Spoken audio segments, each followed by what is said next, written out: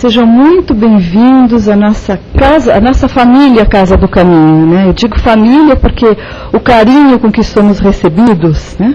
Não só pelos encarnados aqui que nos abraçamos, sentimos essa energia boa, especialmente pela espiritualidade, né? Que já não só nos recebe nesse momento, como há toda uma preparação. Já nos prepara desde quando o dia amanhece para esse momento em que viemos em busca do alimento da alma, né? Então que Jesus nos abençoe a todos nesta tarde e lembrando dos nossos recadinhos, dos trabalhos da casa, né, que são as palestras, são de segundas, terças, quintas, às 8 horas da noite, das quartas-feiras às 14. E qualquer dúvida, nós temos o nosso site, que é o www.casadocaminhosantana.com.br. Lá tem toda a programação. Se alguém tiver algum interesse, para não precisar ficar repetindo toda vez, né, a mesma coisa, pode nos procurar que nós esclarecemos, né? Só um recadinho para aqueles que ainda, porventura, não estão sabendo. Nós estamos aceitando só as doações para a cesta básica, que é aquele alimento, inclusive agradecemos todos que colaboram, e roupas e sapatos nós não estamos aceitando porque a casa não comporta, não tem espaço para organizar e para deixar, né, essas coisas de roupa, sapato. Então, ficaria direcionada para outras entidades que têm também bastante necessidade, né? Muito bem, queridos. Posto isso, vamos nos aquietando, né? Tá bem. Vamos nos aquietando. Quando nós solicitamos para cerrar os nossos olhos, não é nenhum rito, não é nada místico, é para que nós possamos nos concentrar, né? Esse ato de estar com os olhos fechados, nós nos direcionamos para dentro de nós. E vamos sentindo as energias, não só externas, né, que a espiritualidade nos oferece, nos proporciona, como energia nossa mesmo, aquela nossa energia espiritual, que ela é reabastecida nesse momento, através da espiritualidade, desses fluidos que nos são trazidos, nos são colocados no perispírito, esses fluidos magnéticos, fluidos esses que são salutares, que eles atuam na nossa saúde, não somente do corpo físico, como também no nosso perispírito, ou seja, no espírito. Então nos abastece de toda forma. É em busca disso que aqui estamos. É de nos melhorarmos, de nos fortificarmos, fortalecermos para a nossa jornada. Qual de nós consegue caminhar sozinho? Nós necessitamos tanto da ajuda desses mentores, dos nossos anjos de guarda, dessa nossa família espiritual que nos antecederam nessa passagem. Nós necessitamos muito disso. Então, como Jesus nos orientou, buscai que eu te darei. Nós aqui estamos em busca. Então, nos colocamos à disposição para receber, agradecendo, em primeiro lugar, a Deus nosso Pai, por toda essa bondade, por toda a graça que nós temos. Agradecemos a Jesus, nosso Mestre de amor, que em seu nome que nós estamos aqui nessa tarde, e agradecemos a espiritualidade aqui presente, que com tanto carinho nos acolhe, nos trata, nos dá ânimo para continuarmos essa jornada. Então, dizendo, obrigada, meu Deus, obrigada, Jesus, obrigada, amigos queridos, nós pedimos licença para iniciarmos a reunião da tarde. Que assim seja.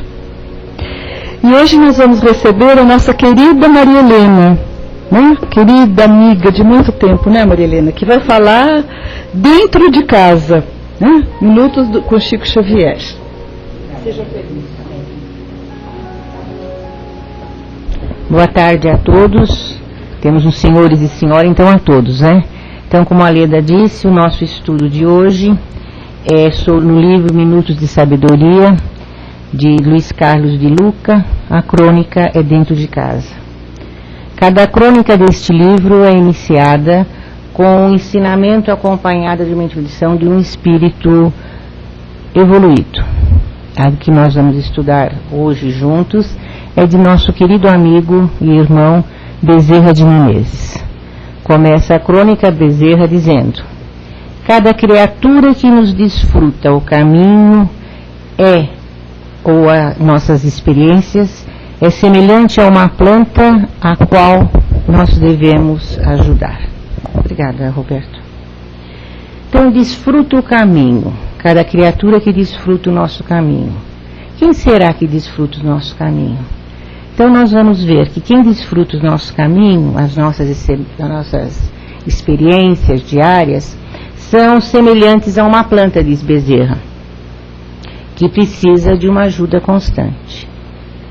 Vamos pensar, quem será? É a nossa família. Então, quem desfruta o nosso caminho é a nossa família. São as criaturas mais próximas, aquelas que convivem conosco, no nosso dia a dia. Nós costumamos dizer assim, que a verdadeira caridade começa dentro do lar. E realmente é. Não adianta nada eu vir aqui, conversar com vocês, preparar o tema, estudar, se ao sair daqui eu não sou caridosa para com meus entes queridos. E põe entre aspas entes queridos, né? Porque muitas vezes dentro do nosso seio familiar, nem todos que conosco convivem são por nós queridos. Mas graças a Deus os meus são entes queridos mesmo. Então, a caridade começa dentro do lar. Mas vocês vão ver se a caridade é ajuda material? Não. A caridade moral, principalmente.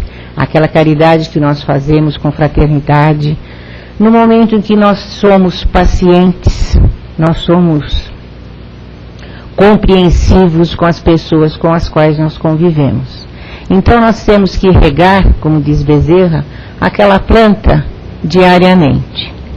O que vem a ser? Eu prefiro, apesar que o título é Dentro de Casa, eu prefiro usar o termo lar, porque casa faz nos lembrar casa como uma casa qualquer, de alvenaria ou de madeira.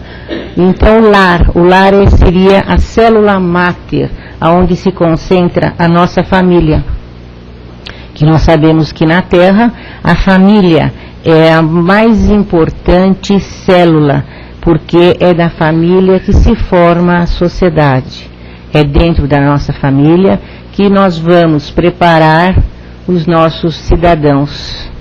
Então, preparamos de que maneira? Preparamos ensinando principalmente, tendo pulso firme, ensinando não somente a ler, escrever, ou a enfrentar o dia a dia, ensinando principalmente a parte moral. Atualmente a gente vê pela mídia tantos lares extraviados, tantos jovens perdidos pelas ruas, em drogas, em qualquer outro vício. Então, por quê? Não teve um lar que tivesse um apoio. Desculpe, eu estou meia resfriada, então está meia fanhosa. Pode deixar, Leda, pode deixar, filha. Então, nós sabemos que há duas espécies de famílias. Existem as famílias unidas por laços espirituais e as famílias de laços corporais. Que seriam as famílias que nos mostra o Evangelho? As famílias de laços espirituais. São aquelas famílias mais fortalecidas, são as famílias mais duráveis, são as famílias que perpetuam além do mundo espiritual. Então são aquelas famílias que foram formadas através do planejamento familiar. Então nós sabemos que todos nós, antes de encarnarmos, fazemos o nosso planejamento. Então a gente costuma dizer assim, fulano nasceu, mas eu não pedi para ser meu filho, eu não pedi para você como mãe. Todo mundo pede. Todos nós pedimos e formamos a nossa família por laços espirituais. Só que, devido ao livre-arbítrio, quando aqui nós encarnamos, nós esquecemos dos nossos compromissos. Então, muitas vezes, nós formamos famílias por laços corporais. Ou seja, por interesses financeiros, pela aparência do jovem ou da jovem. Então nós nos encantamos com aquilo. Esse tipo de família, vocês podem ver que dificilmente perduram. Então as que realmente perdura a família que nós trazemos por laços espirituais.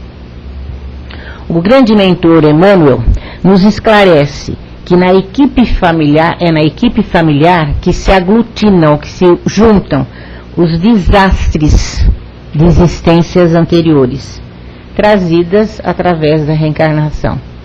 Vejam que o Emmanuel foi assim até meio severo na postura dele. Desastre. Então a gente pensa em desastre, a gente pensa em alguma coisa trágica, né? Realmente é no seio familiar que vão se chegar maioria dos nossos desafetos. Isto não quer dizer que no seio familiar só reencarne desafetos. Então seria assim meio catastrófico. Nós temos como marido, como filhos, como os pais, parentes, só desafetos nossos. Não, nós sabemos também que há os nossos afetos. E geralmente a gente ouve dizer assim, numa família tão grande, de 5, 6 filhos, somente um cuidou do pai, cuidou da mãe na velhice. É que aquele não é desafeto de ninguém. Aquele é um espírito que teve a missão de vir naquela família para ajudar. Então, quando Bezerra nos diz que as criaturas que desfrutam o caminho são semelhantes à planta, Luiz Carlos de Luca compara nosso lar a um verdadeiro bosque. Vamos imaginar um bosque. Não vamos imaginar uma floresta, né? Que aí vai ter uma variedade, uma gama de diferentes plantas, né? Nós idealizarmos um bosque, nós imaginamos que uma variedade de plantas que diferem em vários aspectos. Assim são as pessoas que estão no nosso lar. Nossa família são abrigados sobre o mesmo teto. Há espíritos reencarnados que tiveram relacionamento conosco ou não. O Espiritismo vem nos esclarecer, graças a essa doutrina maravilhosa, codificada por Kardec, vem nos esclarecer que neste interrelacionamento familiar, algumas vezes esse relacionamento é conflitante. Se um membro da nossa família tem dificuldade em nos aceitar, normalmente nós achamos que é o membro da família que é problema. Não somos nós. Nós somos lindos, maravilhosos, nós reencarnamos naquela família, eu sou boa, eu vim para ajudar, eu vim para auxiliar, para unir a família. Não, muitas vezes a maioria das dificuldades é nossa, foram criadas por nós mesmos em encarnações passadas e com o nosso relacionamento anterior e pelo qual nós atualmente as nossas paixões fazem com que nós ignoremos isso. Geralmente, eu digo geralmente, porque pode haver, sempre há uma exceção. Não vamos taxar tudo assim, categoricamente, aquilo é acertadinho. Geralmente, os espíritos reencarnam no mesmo meio em que viveram, estabelecendo um novo relacionamento com as pessoas com as quais eles já tiveram um mal que deverá ser refeito. Eu digo geralmente porque muitas vezes as pessoas não nasceram naquele lar e foi dada-lhe a missão de reencarnar naquele lar. Então, senão seria sempre, vamos dizer, uma bola de neve. Eu reencarnei, casei-me com um desafeto meu, nasceram meus filhos do desafeto, vou desencarnar, vou para a espiritualidade, vai ficar sempre no mesmo meio. Não, pode haver alguma, dependendo do preparatório reencarnatório e da permissão da espiritualidade, reencarnarmos em lares diferentes. Mas não esqueça que nós sempre nos encontramos. O encontro sempre se dá. Na questão 389 do Livro dos Espíritos, Kardec pergunta ao Espírito de Verdade: por que repulsão instintiva que nós experimentamos com algumas pessoas? O que origina isso? Muitas vezes até nem pessoas com o nosso seio familiar. Muitas vezes a gente, até na televisão, um artista ou uma pessoa aparece e fala, nossa, eu não me simpatizo com essa pessoa. E nunca viu, não tem nada a ver. Então o espírito de verdade responde que são espíritos para nós antipáticos, que se adivinham, os espíritos se reconhecem, mas não precisam se falarem. Então veja como a espiritualidade trabalha para conosco, né? Então muitas vezes a gente não tem uma antipatia, às vezes até não, vamos supor, você está no ônibus ou no metrô, você olha para uma pessoa, a pessoa não lhe é simpática, você não sabe por quê. É que aquele espírito já cruzou o nosso caminho, e nós não temos conhecimento disso.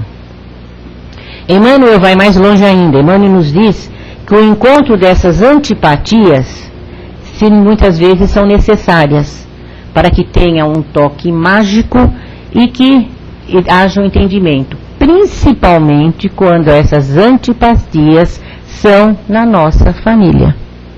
Se nós fazermos uma autoanálise, vamos imaginar todos os membros que compõem nossa família, filhos, esposo, genro, nora, sogra, tio, tia, nem todos nós temos aquele mesmo carinho, aquele mesmo afeto. Então, Emmanuel diz ainda que nós identificamos no lar como uma escola viva da alma. Então, é nessa escola que nós devemos preparar os nossos entes queridos que estão sobre o nosso teto. Deus, na sua infinita sabedoria, como Pai amoroso, nos deu, a nós espírita que acreditamos, né, a reencarnação. Então a reencarnação é para nós uma oportunidade que nós temos de resgatar todos esses compromissos que nós tivemos em reencarnações anteriores. Mas o esquecimento faz com que nós não tenhamos conhecimento dos sentimentos funestos com dessas tais relações. Vocês já pensaram se nós identificássemos no nosso lar um filho ou uma filha como um desafeto de reencarnação passada?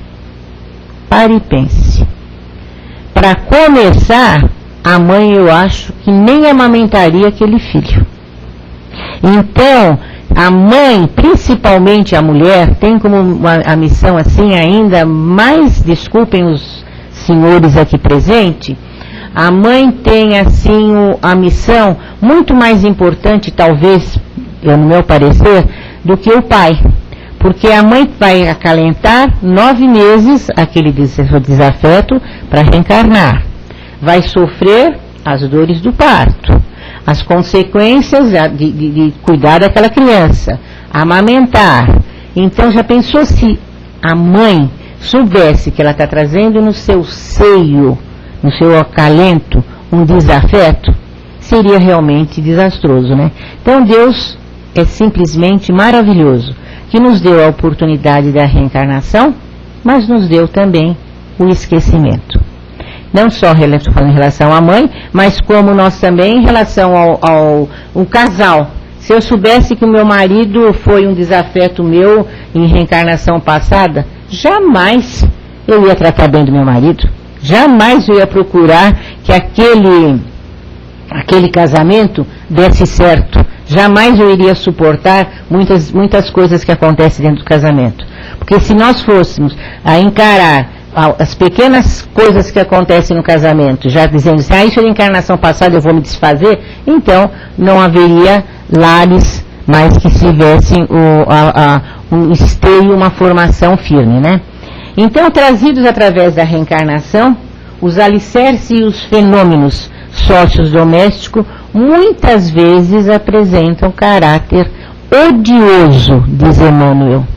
Realmente a gente vê, inclusive, agora mais do que nunca, em que a mídia, a internet está por aí, em segundos, vendo pais que matam filhos e principalmente filhos que matam os pais, não só os pais, como os avós. Mas isso também poderia ser evitado, desde que este lar tivesse uma formação firme, tivesse a religiosidade.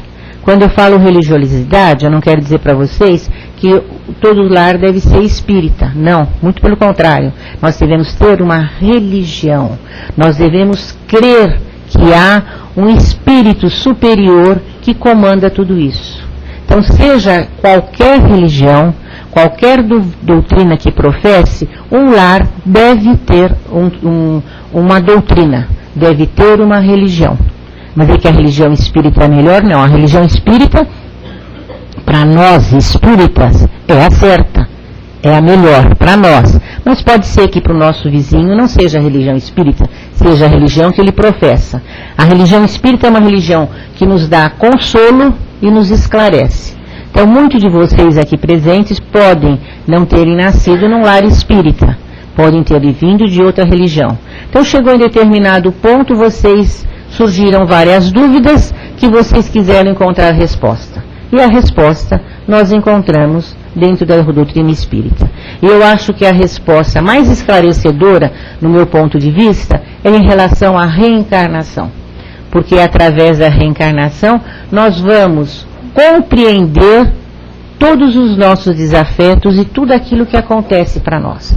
Então, por que hoje eu sofro? Por que hoje acontece isso comigo? Então, devido a nós acreditamos que é coisas que eu tenho que acertar. É como se eu tivesse, ao reencarnar, tido assumido um cartão de crédito. Então, no meu cartão de crédito, tenho ali a folhinha que nós recebemos mensalmente, com os pagamentos que você tem que fazer. Se vocês repararem, vem assim em cima do cartão de crédito, lá em cima. Pagamento mínimo. Tanto, você gastou tanto no mês, mas você pode pagar o pagamento mínimo. A mesma coisa é aqui, nós reencarnamos, nós fizemos a nossa dívida, está total. Agora, de acordo com o nosso livre-arbítrio, nós podemos cumprir, pagar toda a nossa fatura ou pagar parte dela. Só que se eu pagar somente a parte da minha fatura, o juro vai vir na próxima fatura. E essa próxima fatura será a nossa próxima reencarnação, né? Então vamos tratar de pagar a nossa fatura totalmente enquanto nós estamos aqui. Como Jesus disse, então, aproveita a oportunidade, perdoa os seus desafetos enquanto nós estamos aqui, para nós não levarmos para o outro lado novamente a conta a pagar. De Lucas, em sua crônica, diz quanta felicidade haveria se o marido, ele fala no marido, cuidasse com carinho a planta chamada mulher. E eu digo, vice-versa. Entende? Não é só o marido que tem que tratar a mulher. A mulher também, né, Roberto? Tem que tratar do marido, vice-versa. Porque, mas infelizmente, eu acho que a mulher é mais atingida, né? A mídia atualmente nos mostra o contrário, o número grande de mulheres que sofrem as violências domésticas. Até na novela das 9 a gente vê a violência aparecendo lá com uma personagem, né? Mas não somente as mulheres sofrem a violência, principalmente atualmente as crianças. Então, Emmanuel, todavia, nos diz, eu acho Emmanuel assim fantástico, gosto muito dos ensinamentos dele. Ele nos diz que nós não somos obrigados a continuar com essa união infeliz. Ninguém é obrigado a suportar a contragosto, a truculência e o peso de alguém. Diz ainda ele, o espírito é livre para definir-se quanto às próprias resoluções. Então, vejam então vocês que ele nos escreve não é contra a separação, mas é como eu disse antes, você vai ter, se for um casamento que você planejou, que você tem que cumprir a sua missão com aquele casamento, como diz Kardec, que é missão, você não cumpriu, você vai deixar para uma próxima. Então, o casamento, geralmente, é um compromisso espiritual, previamente negociado, diz Emmanuel, e acertado. Então, vejam que não é uma coisinha qualquer. E ainda que nem sempre é aceito de bom grado pelas partes envolvidas. Por isso que a gente vê aí um grande número de separações.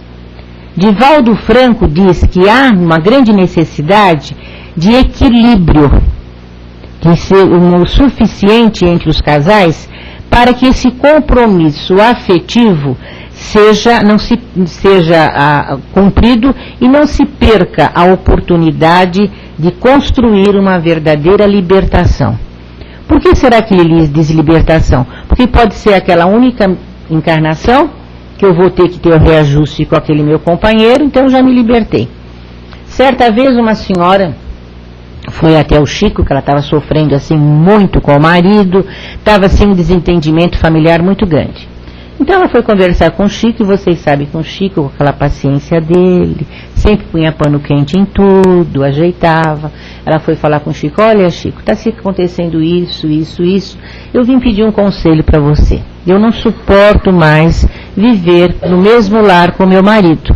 Meus filhos já estão criados, Chico, eu vou me separar. Chico falou: você tem o livre-arbítrio. Você pode continuar casada, como você pode separar. Só que, se você, na próxima encarnação, você pode vir como esposo, ele como esposo, vocês vão ter que reajustar as arestas que vocês estão deixando para acertar durante essa encarnação. Aí ela virou para o Chico assim: olha, Chico, eu acho que é melhor eu acertar tudo agora, porque na próxima encarnação eu não quero ele nem como meu vizinho. Então ela achou por bem continuar convivendo com ele, porque na próxima, olha, Chico, não vai adiantar nada, na próxima eu não quero ele nem como vizinho. Então, muitas vezes os jovens hoje, quando vão casar, a gente ouve, comum às vezes ouvir dizer assim: eu vou me casar, se não der certo eu separo. Então não é como antigamente, na época da minha mãe, das minhas avós, das nossas mães, de muitos de vocês aqui, que suportaram muita coisa do matrimônio. Não vou dizer para vocês que o matrimônio das nossas mães, das nossas avós, era fácil. Em primeiro lugar, elas viviam no lar. Elas eram donas do lar. Hoje, graças a Deus, nós somos mais libertas. Nós estudamos, nós nos formamos, nós compartilhamos com os nossos companheiros, através de trabalho, a parte financeira da casa, mas nós não devemos nos esquecer da parte dos nossos filhos. Então, muitas vezes, os lares de jovens de hoje, há uma desarmonia, há uma desunião por causa disso. Então, a independência muito grande, a individualidade e a independência de cada um. Então, há situações que nós precisamos resolver muitas vezes para o nosso próprio progresso evolutivo. Porque vocês sabem que a nossa evolução é aqui nesse planeta que nos dá. Então é aqui que nós vamos evoluir. Não somente nós vamos evoluir, como nós também vamos fazer que nossos filhos evoluam de acordo com os nossos ensinamentos. Há um comprometimento entre pais, filhos, esposo e esposa. Então há esse comprometimento, já é no nosso planejamento reencarnatório. No Evangelho segundo o Espiritismo, no capítulo 14, que se refere a honrar pai e mãe, Allan Kardec diz que a ingratidão dos filhos para com os pais apresenta um caráter odioso. Inclusive a palavra ódio é uma palavra assim que eu acho assim, muito forte de ser pronunciada, mas no Evangelho está escrito caráter odioso, para ver tão profundo que é esse relacionamento. Então, os pais, nós sabemos, nós só achamos que os pais têm obrigação, né, de fazer o filho realmente progredir, desse espírito reencarnante como filho cumprir a sua missão, e como o próprio Kardec diz, que os pais reencarnam com missão. A paternidade é uma missão. Então, a relação pais e filhos tem uma suma importância no lar. Principalmente atualmente, que nós sabemos que estão nascendo espíritos, estão reencarnando os espíritos cada vez mais inteligentes. Então nós não somente como pais, como os avós principalmente, nós temos que tomar muito cuidado com o nosso relacionamento com essas crianças que estão chegando por aí. Porque nós podemos muito bem encaminhá-los para o bem, como nós podemos encaminhá-los para o mal. O próprio espírito, a inteligência deles é tão grande que vocês vão dizer, uma criança de 4, 5 anos, eu vejo lá em casa, os meus sobrinhos netos, mexe no computador muito melhor do que eu. Eu só sei ligar o botãozinho ali, clicar na internet, clicar para alguma coisa, agora não recebo e-mail, não sei responder, você vem e começou bitolada. A sobrinha, o neto sabe fazer tudo, eu realmente não sei fazer isso. Então, vocês vejam que as crianças estão nascendo, até dizem, entre aspas, que são crianças índigo, que são crianças assim, muito esclarecidas. Realmente são esclarecidas as crianças de hoje em dia, mas depende muito da formação da base que é dada no nosso lar. Por exemplo, se a criança vive num lar onde os pais se agridem mutuamente, truculento, que os pais gritam demais com a criança, que só conseguem as coisas através da violência, eles vão achar que aquilo é certo. Então nós estaremos formando os futuros jovens, futuros pais de famílias que vão agir como meu pai e minha mãe agiam. Como nós agimos, pensando bem, nós temos os exemplos dos nossos pais. Então eu estou dentro da doutrina espírita que tive como ensinamento os meus pais que já eram espíritas. Então foram ensinamentos que eles me deixaram. Eu podia ou não ter seguido a doutrina espírita, que eu tive o livre arbítrio. Então Kardec mostra bem no Evangelho Espiritismo, no capítulo 14, referente a honrar o pai e a mãe, que esclarece a necessidade mútua entre pais e filhos, pelo amor, pela compreensão e pelo respeito.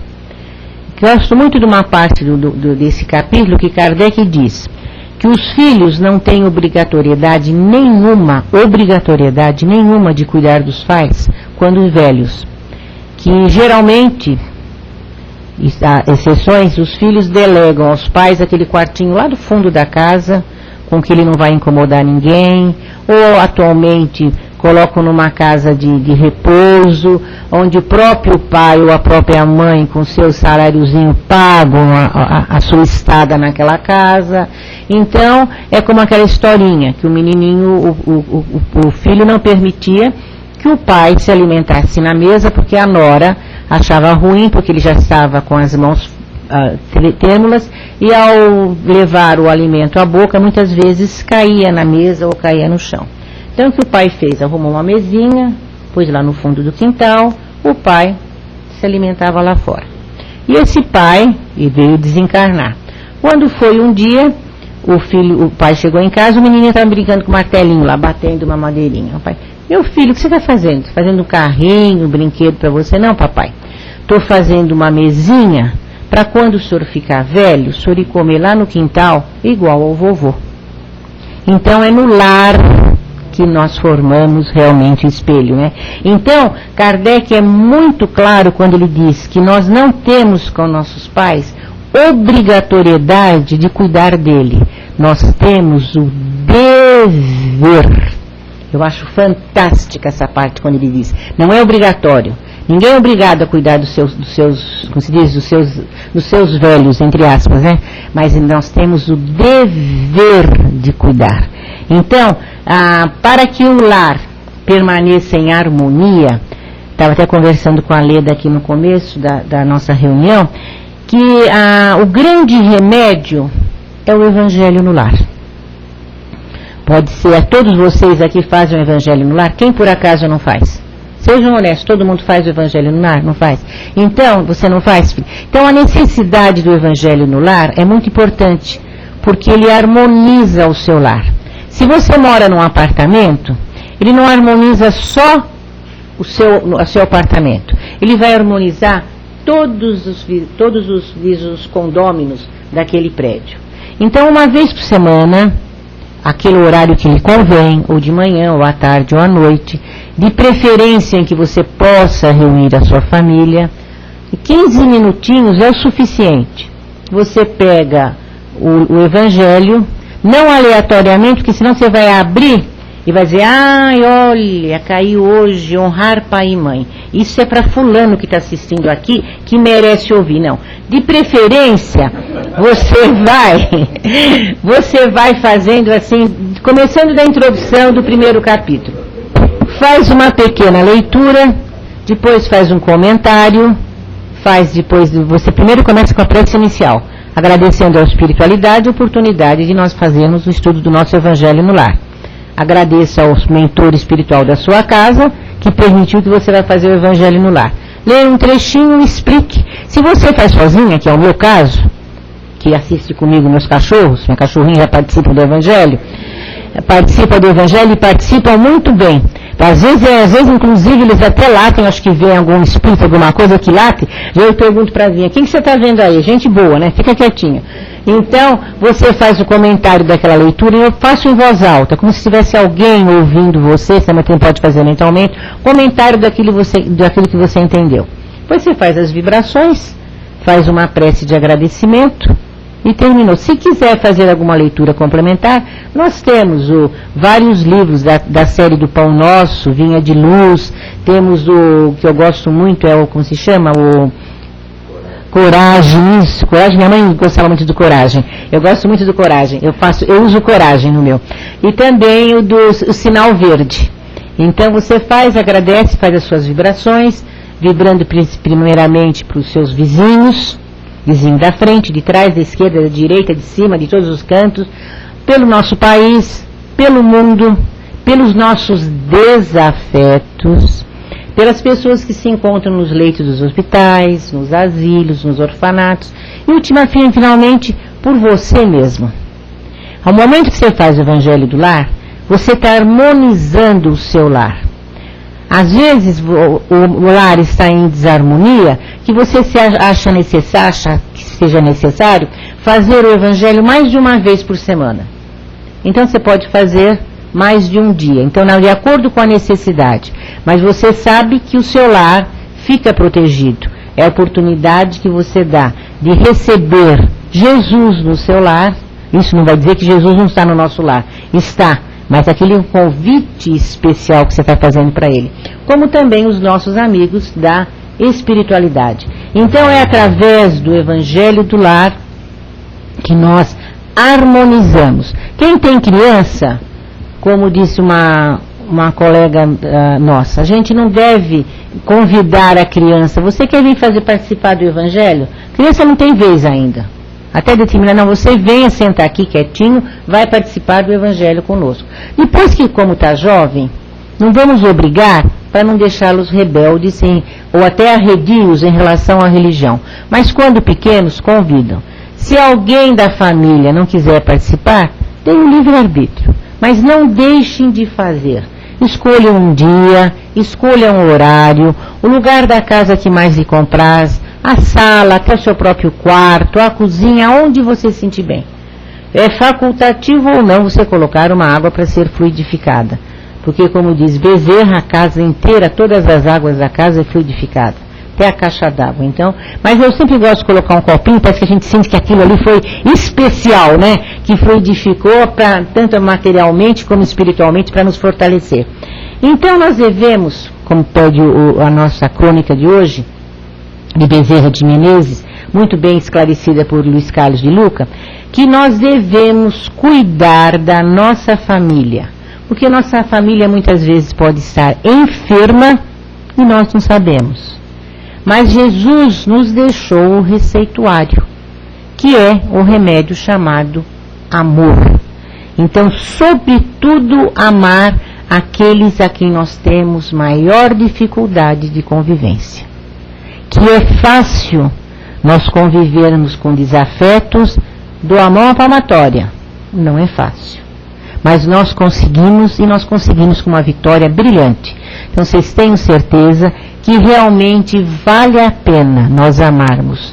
E nós principalmente perdoarmos. Perdoar não é fácil, mas é um aprendizado que nós vamos fazendo diariamente. Nós devemos amar incondicionalmente, como nossa mãe nos ama. Por quê? Isso é para o nosso próprio bem. Vai fazer bem a quem nós amamos? Faz. Mas o bem maior vai ser para nós mesmos. Porque nós estaremos, não sabem que eu estou aqui, porque tocou, desculpem, eu esqueci de desligar, pode deixar, nem vou atender. O Roberto, pode desligar para mim, deve estar do lado. Porque nós estaremos cumprindo o dever com o compromisso que nós nos propusemos com Deus, nosso Pai, e com Jesus, nosso Divino Mestre. Então, finalizando, eu gostaria de dizer para vocês que não é fácil viver num lar onde há diferentes ideias e diferentes personalidades, mas que depende muito de nós, principalmente nós que estamos nos entrosando, que nós somos aprendizes da doutrina espírita, colocarmos em prática os ensinamentos que essa doutrina e que Jesus, nosso Divino Mestre, tem nos deixado. Amar ao próximo como a si mesmo. Lembrando que essa colocação do pronome reflexivo se, que Jesus colocou nessa máxima, é muito importante, porque se você não se amar, você não sabe amar o próximo. Então, meus irmãos, espero que eu tenha conseguido transmitir para vocês a mensagem da tarde de hoje. E se alguém tiver alguma pergunta, alguma coisa... Nossa, são 20 para as 3.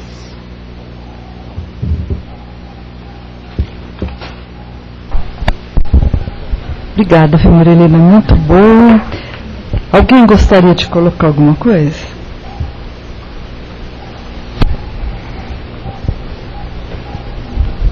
Boa tarde a todos. Acho que a Rússia Simonetti, que escreveu um livro, que é muito fácil nós darmos do que nós temos. Difícil é dar do que nós somos. Por isso, se nós achamos que nós, com a doutrina, eu melhorei porque eu sou mais paciente, agora eu já sei me pôr no lugar dos outros, eu estou melhorando porque eu sou mais compreensiva, então a gente tem que começar a fazer isso com as pessoas que a gente acha que são problemas na vida da gente, né? Isso é verdade. É fácil dar do que tem. É fácil, inclusive até quando nós fazemos uma caridade, é fácil você dar o seu supérfluo. O difícil é você dar o óbolo da viúva. O óbolo da viúva. Então assim é mesmo conosco, né, no nosso dia a dia. Alguém mais, alguma coisa para parecer? Alguém mais quer falar alguma coisa, fazer uma colocação? Que ótimo, acho que foi esclarecedor. Acho que sim, né, Marilena? Olha o seu senhor ali.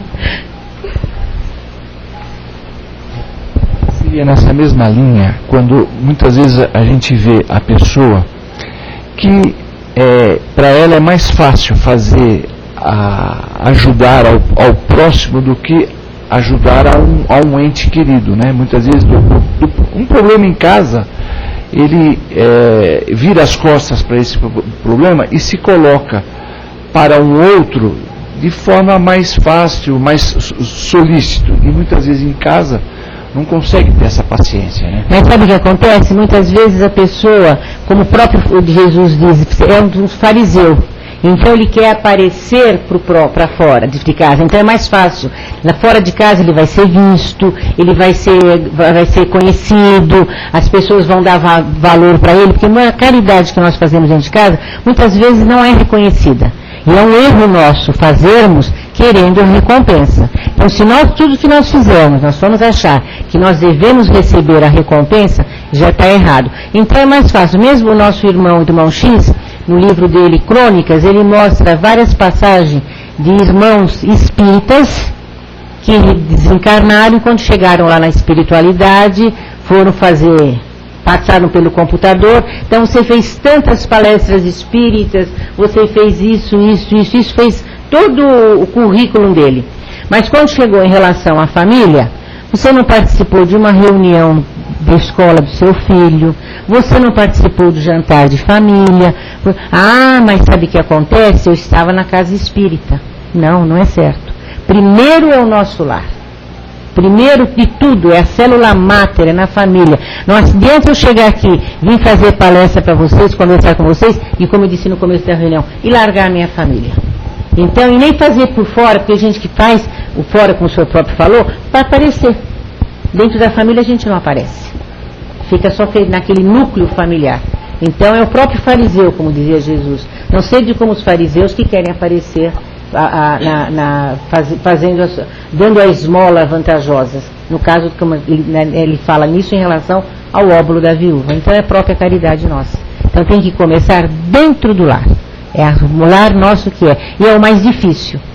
Então, por isso que nós temos que começar realmente dentro do nosso lar. É aí que está a dificuldade, Aí que tá a dificuldade, Maria Helena? realmente. Então tá, Maria Helena, muito obrigada. Nada, com licença, gente, não vou lembrar. Estava toda só. Muito bem.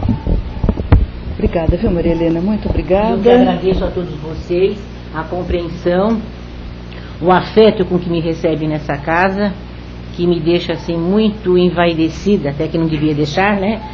De estar aqui presente e com vocês. E para mim é muito mais importante eu vir falar do que vocês, porque no momento que eu venho aqui eu tenho que me preparar, eu estudo, então é um aprendizado em que está me fazendo progredir cada vez mais.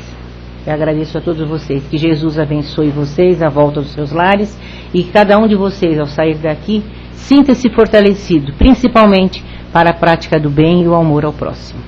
Assim seja.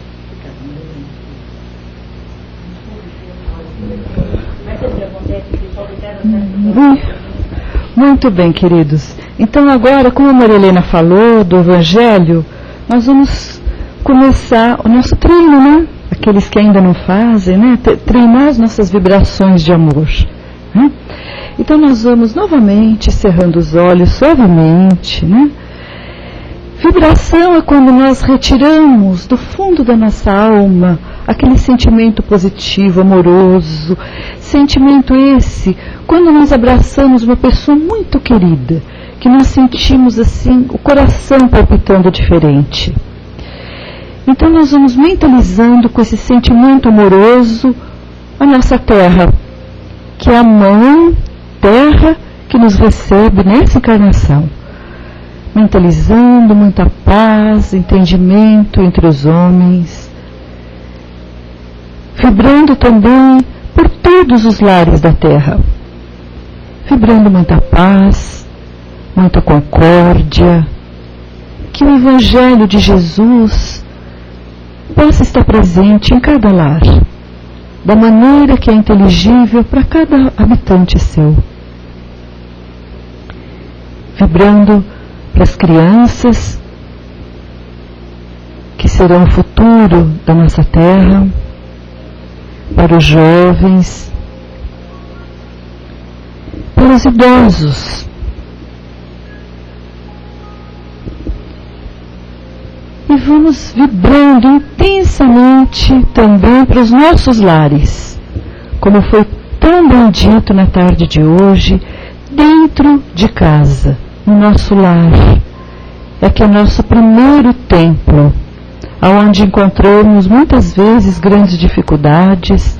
Então vamos envolvendo esse nosso espaço que nos é oferecido por Deus para que possamos evoluir e crescer em luzes e vibrações amorosas de equilíbrio, de saúde física, mental e espiritual, vibrando por todos aqueles que estão no nosso lar, pelos nossos vizinhos, e estendendo essas vibrações para nós mesmos, que possamos ter sempre essa força de vontade de buscar a nossa melhora. E assim só nos resta agradecer, mais uma vez, agradecer a tarde de hoje, todo o esclarecimento aqui recebido, agradecendo todo o carinho e a disposição que a espiritualidade tem de nos atender, agradecendo por tudo isso, e se tivermos ainda alguma coisa a pedir, Jesus querido, ajuda-nos a sermos merecedores de tantas bênçãos, Jesus, que possamos estar sempre trilhando de acordo com as lições que você nos deixou, amando, amando e amando. E assim, nós pedimos permissão para encerrarmos a primeira parte dos trabalhos da tarde. Em nome de Jesus, convidando a todos a permanecerem em silêncio e reflexão, que nós receberemos em seguida o passe. O trabalho continua, a espiritualidade aqui presente. Que Que assim seja, graças a Deus. Uma boa tarde a todos.